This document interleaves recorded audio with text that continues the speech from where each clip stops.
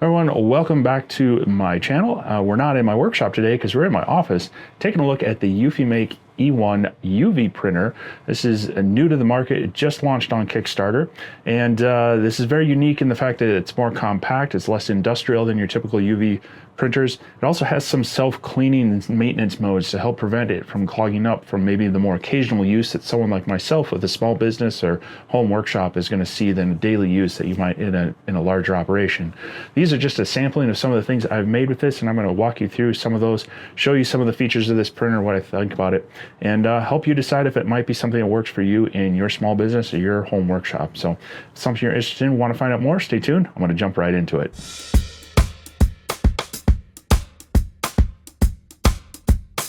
So now the printer comes very well packaged. I was able to unbox it, and then it had the retail box, and that was well packaged. It was kind of strapped down. They used some foam, but not a whole lot. It's one of the things I appreciate is when they minimize the amount of foam used in packaging, but it came well safe, no damage to the printer. So what you're going to want to find is there's a nice quick start guide, and this is going to walk you through the steps of getting your printer unpacked, set up, and initialized. So you really got to start by taking off all the tape, opening up the panels and such. You'll be able to get at the inside, there's some foam parts holding things in place. Get all that cleared out of the way. Now over on the side of the printer, there is a pouch or a pocket to hold the cleaning module. This has a solution in it that it runs through to help keep this thing from clogging up. And so you want to get that cartridge in there, but there are some little rubber caps on all the little nozzles. Make sure you remove those first, plug your cleaning module in, and then you can put the panel on. I say for about typical use with this printer that you'll probably need to replace that about every 2 months. So that is going to be one of your consumables. And then up on top, we also have the actual ink cartridges. And so there are 6 of them. It's CMYK, so cyan, magenta, yellow. Then we've got black, white, and then a gloss, which is kind of like a varnish finish. So you'll want to unbox those, and then they just kind of press into place. They're color coded and they're labeled on the top as to which one goes in where. You just push down until it clicks. The machine will recognize it. You'll hear the beep right there, and just do that for all your cartridges. Now the software has an ink management module. At the time of this recording, it only reports when it's out. Future versions are going to show the levels like high, medium, low to help you kind of manage that. As well as they're working on making sure that if the printer does run out of ink, that it can pause the job, you can swap the cartridge and bring a new one in. So the ink is easily swapped, but they are proprietary cartridges. I believe the retail price for each of these cartridges is going to be about $43 a piece, and they're 100 milliliter bottles. So that is one of the slight downfalls of this printer is the ink for this printer in these proprietary cartridges does cost a little bit more than your industrial kind of 1 liter jugs, but it makes up for it in the fact that it is very user friendly and kind of aimed at the smaller use home user, small business user. So just kind of go into it knowing that the ink cost is not going to be on par with your bigger industrial printers. It's going to be a little bit more. The other item you need to worry about is this front panel here actually houses an air filter, and so the resin and the ink in here does have some VOCs to it. Now with these panels closed, it does circulate it through this filter, help that out a bit, but when you're running with the full plate and these open, you are going to have some odor. There is going to be some VOCs, so be aware of that. For some people it's a little off-putting, for others they don't mind so much. Always best to run some ventilation in your area, not be in too enclosed space when running this, but they do have the air filter up front here to help minimize the odors. So then finally over around on the other side of the printer, you do have your power cord. It's just a power brick. Here in the US, it's a standard 120 power brick, plugs in there, and next to that is a power button. You're really not going to need to use that too much though, because you do want to leave this printer on. As I mentioned earlier, it has its self-maintenance modes. It has kind of a flash mode where it's just going to spray a little bit of fluid through those ink head to help keep it moist, keep it from clogging up, and then the longer it sits, it's going to do more of actually cycling a little bit of ink. Again, working with that that cleaning module on the side, the cleaning well, and then if it sits unused for I believe 3 days, it's going to go into more of a standby mode where it's really going to purge the lines, make sure that it has clear liquid in them, and let it set until you come back and use it. Now, if you get into that situation, just be aware that when you go to power it up again, it is going to need to go through a kind of a recharging cycle of those print lines. It takes up to about 15 minutes, but not too bad to do that as opposed to dealing with clogged lines. One of the big features of this printer is its size. It is much more compact than your typical industrial UV laser. It's something that you more easily have in your house, in your shop, in a small workspace, but that doesn't necessarily limit its capabilities. So let's take a look at its overall size real quick. So side to side, we are looking at around 23 inches or around just under 600 millimeters. Height, we're sitting at right around 16 inches or 410 millimeters. And depth, we're looking at about 9 3/4 inches or right around 250 millimeters deep. But even with that size, one of the features is we can open this front and the rear door, and that's going to allow more access. So by default, it has this base little mini flatbed table, and so that is roughly 4 inches wide by about 12 to 13 inches of width that you can work with, but they also provide a larger sliding table, and this steps up your working area to about 13 inches by about 16 to 17 inches of depth. So these easily swap in and out. You have a little bar here that releases the existing module, and then on the bottom of this, there is this block that fits into kind of the block here. You just need to place this in, get it sitting into that block, and lock it in place. And now this can slide forward and back to give you a lot more working area. Now in the future, they're also going to have a roll-to-roll device that I believe will print up to 10 meters in length for certain thin films, but that's not out at the time of this release. So when you have this bed in place here, you do need more space front and back. I figure about a foot behind and then also in front for this to move. It extends basically to the door panels, but you want to make sure that it's not going to bump into the wall. So if you're setting this up against the wall, mine is about 23 inches from the wall to the front of the unit, and of course this can just hang out into the room. So that hopefully gives you an idea of the space that it's going to take to work with this printer. Now on the mini table as well as the full sliding table, they do have replaceable mats on here, and they are just slightly sticky, and that's to kind of hold any material down and make sure they don't move during the printing process. These panels are removable, so as they get dirty, you can peel them up and put replacements down.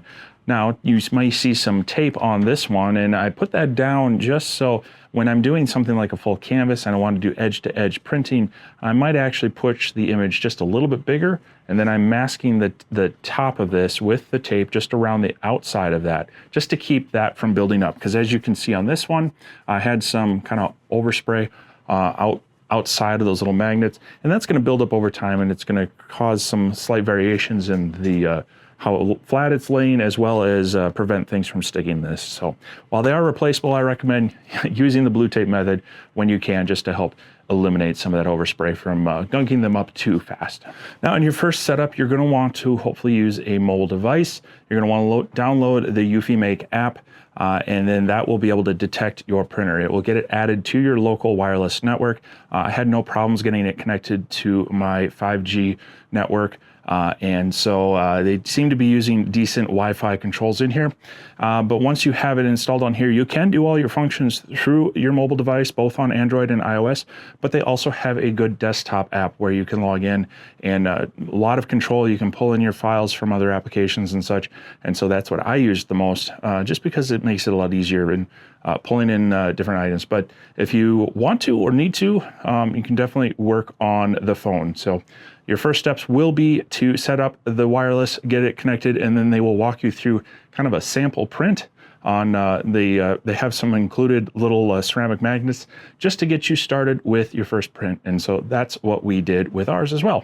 So if you've been following my channel for a while, you probably know that I do enjoy the 3 cats I have. So one of the options for our first print was this cute little kitten, and it came out looking great. And it actually is featuring, one of the cool things about this printer is with the UV resin, it does cure it instantly with the light. So the print head moves in one direction, lays down the resin and the ink, comes back with the UV light to cure it, and then moves on. Well, one thing it can do is actually build up the surface a bit, give it a bit of a texture. It can actually go up to a 5mm thick, although I'll warn you that this is going to use a lot of extra resin. So be careful in how you use that, but it can create some cool effects. And I will try to show this if I can.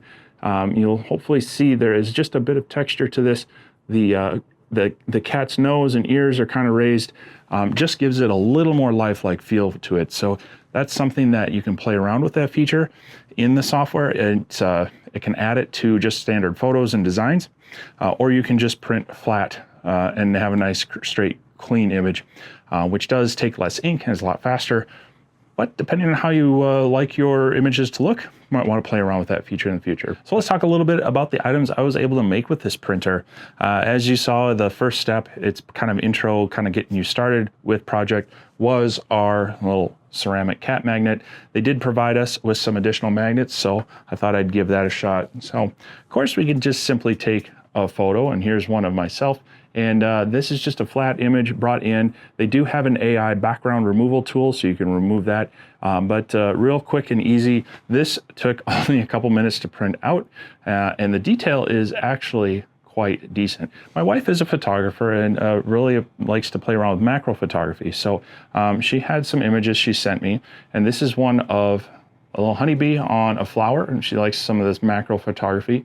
So I printed this one in kind of a flat mode, so if I get the glare going on there, you see it's fairly flat, but the quality came out very nice. But I did use their AI tools to give it a little bit of texture and depth, and you can adjust the amount of kind of how smooth it is and the depth of your buildup, and just gave it a little bit of texture. And so here's the same image, but as you can see, it's got some relief on the flowers and on the bee, just to help kind of give it a little more kind of pop. And so again, it might be something you like. It's something to play around with to see what you like in each of the images. Another example of that, sticking with these magnets, here is one of our cats. This is Pippin, sitting and modeling on a stool and using some flash photography to get some nice high contrast there. And this came out pretty well. Most of these do end up having a bit of a glossy texture to them, so if that's something you don't like, you might need to overcoat these with like a matte finish. But here is the texture, and I made this one a little more extreme than the others. So as I turn it, you'll probably be able to see that buildup of there, and that just makes that pop out a little bit more. But in some cases, it almost distorts the image just a little bit. So if I hold these side by side, you kind of see that I think the quality of the image on the flat one is very crisp, whereas when you add that texture, sometimes that texture just adds a little distortion. So it's not always going to bring everything out, especially in these smaller ones. I think in a larger format, it would work a lot better, but it is kind of cool to play around with it. And like I say, you can build this up. Now, the caveat to this is it's really going to use up your white ink, the more texture you do, because that's what it builds it up with. So if you're looking at doing a lot of textured items, you definitely want to get yourself some extra white ink so you have it on hand and don't run out mid-job or in the middle of a large run of items. Now, they do also have some AI tools in here, and this will be a bit of a subscription or payment thing. So every time you use one of their AI tools, you have credits, and it's going to use a few credits per. But I asked it to create an image with an orange and a black cat, because we actually have 3 cats. One is black, and 2 of them are twin brothers that are orange. So I just used their tool saying, create me a couple of cats flying airplanes through a blue sky with clouds. And this is what it came up with. Kind of cute, kind of fun. And the vibrant, varied colors. I was very happy with how this came out. Looks like it was kind of commercially printed, which, you know, that's the idea with this printer, is you're going to get high quality, but in home. So one thing that you may want one of these for is providing customized items for businesses. A lot of times they like pens or small giveaways. And so, for example, I work at a college and in the IT department. So I went ahead and took some of our flash drives that we can use. They have this kind of blank aluminum cover. Now, I've done this with a laser before. It turns it white, but this actually adds the color in. And that actually is some pretty fine detail on the text as well. I'll try to overlay maybe a photo of this to make sure it comes through. But you can lay a number of these out even on the small bed and have it kind of batch out a number of these. So I did about 3 or 4 of these in one go, and it only took a minute to print those out, and probably a lot of that time was just spinning up. So I could probably lay out a dozen of these and have them done in short order. And so uses very little ink as well. I don't even know that it would register on the scale. It does tell you each time how much ink it would use. And for this, I think it just said less than a tenth of a milliliter of use. So of course, nice that we can print on most materials. And so another thing that people like playing around with on lasers is challenge coins, and you can get kind of that two-toned effect. But on this, you can add full color, but of course my logo doesn't have color, it's black and white. But I did add my logo to one side of this zinc coin, and of course, David over at the Clack Shack. So anytime we're trying to decide who is right, I can simply flip the coin and look, heads up, came up as Vintauri's workshop. So now you could do full color on these. This does have a camera that uses in the software for placing your material. I found that it's fairly accurate. They do have a calibration tool you're going to want to run, but then you could drop in a full color coin on this, and that's something I think I'm going to play around with and possibly mix the color aspect of the coins with maybe using one of the fiber lasers to do a bit of a texture to this and see how that comes out. So if you're interested in that, stay tuned. I'm going to try to do that down the road. Speaking of customizing products and other materials that you can print on, well, they provided us with some cell phone blanks. And these are for an iPhone 16, which I don't have that model, so I can't drop my phone in there, but I was able to take another photo. This is Jeff, our other cat, other orange cat, and went ahead and put this into a form factor that would fit on the phone case and printed it out, and worked very well. The details there. And one little tip, these set came with little foam inserts. You want to leave this foam insert in there because you see you have this cutout here. You can kind of see the ink overage there. I just left that in there to kind of act as a mask so it wouldn't leak through onto the kind of the working tray there. So save your foam things, make sure you print through them, and that'll help keep your beds clean. Now this does allow you to print up to material, I think about 100 millimeters or 4 inches thick as far as the bed area and working area. But they also can work on textured items up to, I think, about a 2 millimeter variation. Well, I took some slate tile and went ahead and used their AI tools. They have a face swap feature. Right now they just have kind of these royal figures in there, but went ahead and took my photo with their AI tool for face swap, and there you have a very kind of old-time Renaissance or medieval, I don't know, look of me on a horse, I guess. But kind of a cool little tool if you want to play around, have some fun with that. But this came out very well. This took less than 9 minutes, full color. Now this did put down a base layer of white first and then the color. You do have some options in the software of how you want that process to work, but if you have a darker item, definitely want to have that white base, and that's going to help bring those details out and those colors brighter, and the whites definitely being white. But kind of a cool thing. It's kind of fun playing around with AI. Of course, you could play around with AI outside of this and just bring the photos in as well. So multiple options on how you create these items.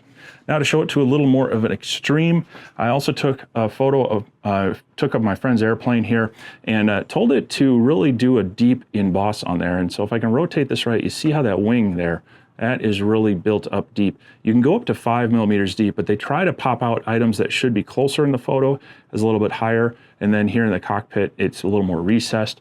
But this is just on a wood coaster and pretty thick. Like I say, it's going to use up your white ink a little bit more, but it does create kind of a cool effect on certain photos there, just to give it a little bit of pop, but definitely printing on wood really well. Of course, stepping it up a little bit bigger, we have more of this 8x10. This is a canvas frame. Picked these up at a local craft store, and then just resized this Balrog scene from Lord of the Rings. I've used some of these on lasers in the past to play around with, but this is very cool. A lot of detail, looked really nice. And of course, again, from start to finish, dry, ready to pull out of the printer, hang on the wall, you can touch it right away. This was only about 9 minutes to complete. Now on this one, I just told it to do CMYK. It did not do the white. So if you look down at the white here, it's not as glossy. I don't know if I can get that to show up, but that's not printing the white as much. And so that can have an effect on the image. It can make it definitely cheaper to print and faster to print, but it may just change. There's a little more dull look to this white than there is that kind of glossy finish to the rest of it. But on a white canvas, overall, the picture is going to look okay. All right, so then stepping up even further, this is about a 12 by 15 print. Again, one of the prints from my wife's photography, this came out very well. This is just printed flat, and I did do the CMYK, so we made sure any whites came out very crisp. This did take about 27 to 30 minutes to complete, but like I say, it was just right up to the edges. That's where I used the tape on the bed to make sure it stayed clean. But came out beautifully. You could hang this on the wall as is, although you got these white borders to the canvas there. I'll probably have to see if I can build out some frames for this. But a flat print in pretty high quality like this, like I say, in about half an hour, you've got it ready to work with. Now another option is they have these kind of wood frames. So this is a hard material with a bit of a pine frame to it. I went ahead and I was able to find one of these. This is in some of the archives, but this is an old advert for National Park Systems, Worth Protecting America's National Parks, Department of the Interior, National Park Service. Now I did tell it to go ahead and apply a slight texture to this, and so if I can get that to show up, hopefully you can kind of see. I don't know if it's going to come through on camera. There's just a slight texturing to this. So the letters are slightly popped out, and there's just a bit of texture to his uniform. If I can get the glare on there, you probably can see some of that. Now on this one, I probably should have stepped that up just to pronounce it a little bit more, but I'm always trying to find the balance between using up that ink and then also the time to print this job. Now with that texturing and the size of this, this did take about 2 hours, 18 minutes to finish. But sometimes that texture definitely is worth the weight and the extra ink on here. This would probably be ready to hang on the wall. I'm not sure if it's going to go down here or in my office at work. And then to kind of take that texturing to a bit more of an extreme, went ahead and found this Buy War Bonds, Keep 'em Flying. This is a World War II poster.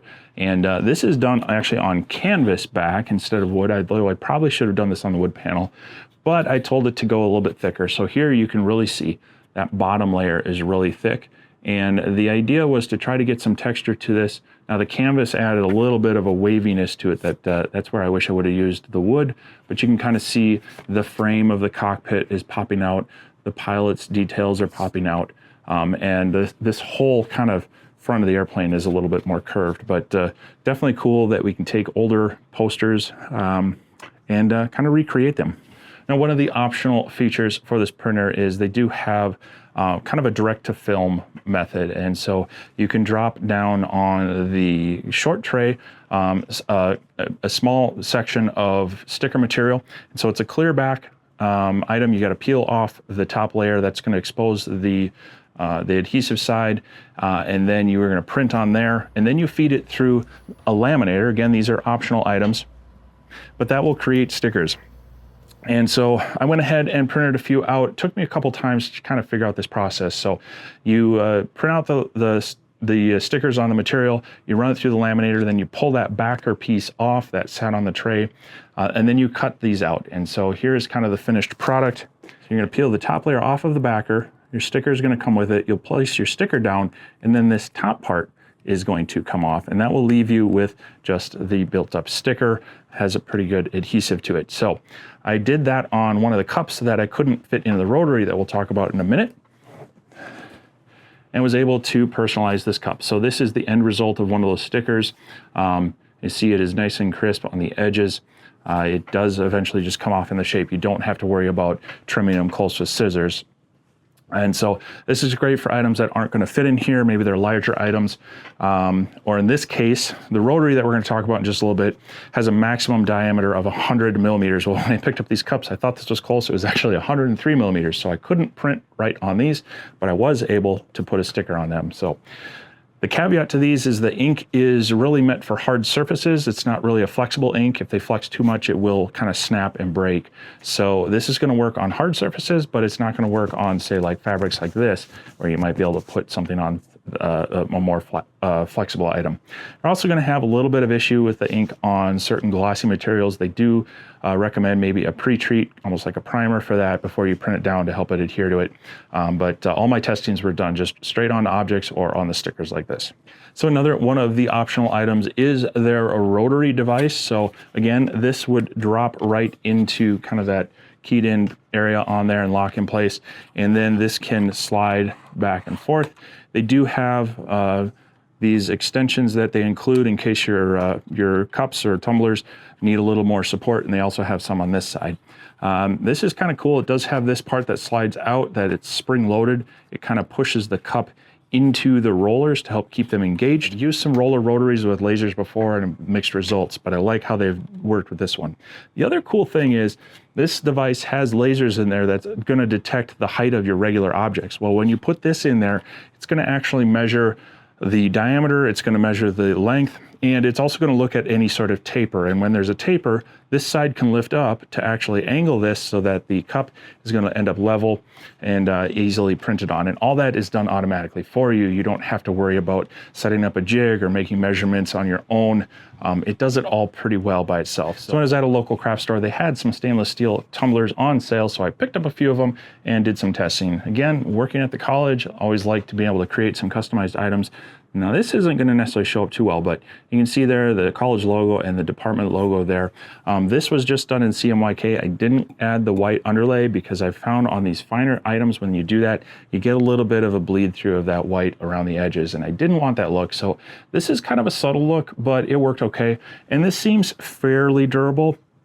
I'm not sure I would want to put this in the dishwasher per se or scrub it with a Brillo pad, but I think hand washing these are going to be just fine. So again, playing around with AI and my cats, went ahead and created another logo that was more colorful. And here you see we've got the boys, we've got our black cat in the middle who's named Loki, and then we've got the two twins, Pippin and Jeff, on the side. And that came out really well. This is using the white underlay on there, and so the colors are very bright. But you do see just around the edges, you get a little bit of white popping through. So depending on what you like, that may or may not bother you. But the fact that you can take things like this, print them out real quick, it's really cool, kind of fun with this. So you could take a business logo, you could create something from AI, or you could take photos and put your friend's face on a cup. So here is Clack on a Cup. We actually did this on a live stream. We do a Sunday night live stream where we answer people's questions about lasers, CNCs, 3D printers, and now I guess UV printers. But we were kind of talking about this and demoing it, so we put Clack on the Cup. Actually gave this away to one of our viewers live, so I'll be shipping this out to him. But there again, you can use the tools in the software to add a photo of your friend, maybe use their AI background remover just to cut out the noise, and you can give your friend their face on a cup with this printer. Now, while I was at the store, I also was able to pick up some ceramic mugs, and I wasn't sure how well this was going to stick to this, but ran my logo through on here, and this is looking pretty good, and it's adhered down pretty well so far. Like again, I haven't run this through a dishwasher. I have not scrubbed this with a Brillo pad. I don't know how well this is going to hold up without using kind of that primer and binder. So I'm going to have to do some more testing down the road on that. But this was able to identify the location of the cup. And so part of the feature of this, when you tell it to auto measure, you can tell it to say, is there a handle or not? And then it will actually use a laser, scan where this handle hits and kind of register that. And then in the software, it's going to give you registration marks to say, do you want it on this side? Do you want it centered opposite the handle? Or do you want it on the other side? So really cool features within the software to be able to set things up like this real quick. Of course, had to make one for work as well. So added the college's logo there in color. And again, we're going to see how the longevity of this is over time. But each of these, like this one only took about 4 minutes to print. It was pretty lightweight text. I think this one was maybe 5 or 6 tops. So pretty quick on being able to do these cups. And the way this rotary works, it's easy to swap things in and out. And of course, continue with the cat theme. They do have some of these white tumblers. Now they have more of a texture to them, so I think these are going to adhere better. And so again, went ahead and took a photo of Loki, our black cat, again modeling himself on the stool there, and did pretty much a full wrap on this one with that. And this took about 18 minutes to do the full 360 on this one. And I did do it at high quality, wanted to make sure that the image came out pretty well. I believe you said it was using 0.23 milliliters of ink. So again, that's not a huge cost to that ink for these types of items, not a whole lot of time. So if you're wanting to customize things, people's pets, people's friends, whatever, it's doable, and it's not necessarily going to take all day to get them done. So that was just a sampling of what this printer can do. There's definitely more that we can do with this. There's more things I want to do integrating my lasers with it. And so I hope that you'll stick around and see what we do with that in the future. So as to the pricing of this printer, they're going out on Kickstarter right now. That's available. I will have a link down below for that. The retail price is going to be right around $19.99, but I believe if you get it in on the Kickstarter price, it's going to be around $1,700. And then there's other options as far as if you want to add on the rotary, if you want to add on the laminator, if you want to get extra inks and such. I would recommend that you get at least an extra set of ink. Maybe if they give you the option to add some individual white ones, that's probably going to be the ink you're going to use more of if you play around with the texturing and such. So I would definitely maybe stock up on a little bit of that. They do plan down the road to have the inks available both directly through them, but I believe also through Amazon. And if you're watching this video later, I will definitely update links as we go. So you know, it is a $2,000 printer. It's a lot cheaper than what you're going to do for industrial one. It'll get you into being able to customize all sorts of items. And so this might be something, if you're doing a business where you are customizing things like that, this can definitely help step it up to the next level. I know my wife is very excited about being able to print out more of these with her work and such, and so she's excited to play around with this more, and I'm excited to do more with it myself. So definitely check out the links to that Kickstarter if you're watching this right away. Down the road, if you're watching this later, I will try to update this with relevant links as the Kickstarter completes and they go more retail, so we'll be sure to add those as well. And as always, if you have questions, if you're curious about things, definitely leave a comment down below. Let me know what you think. Let me know what you might use it for, or maybe what you want me to test on it for you. I'm always happy to do that as long as I can get the materials and have the time. I hope this helped you out. I hope this gave you a little more insight into this printer and or just UV printing in general. And so hopefully it's something that if you've been looking at it, gave you a little more idea of what to expect on this. So we'll have more to come in the future, but I thank you for watching this. Thank you, Eufy, for sending this out and letting us play around with it. And we hope to see you again in the future, but I hope you can get out in your workshop and make something too. We'll catch you next time.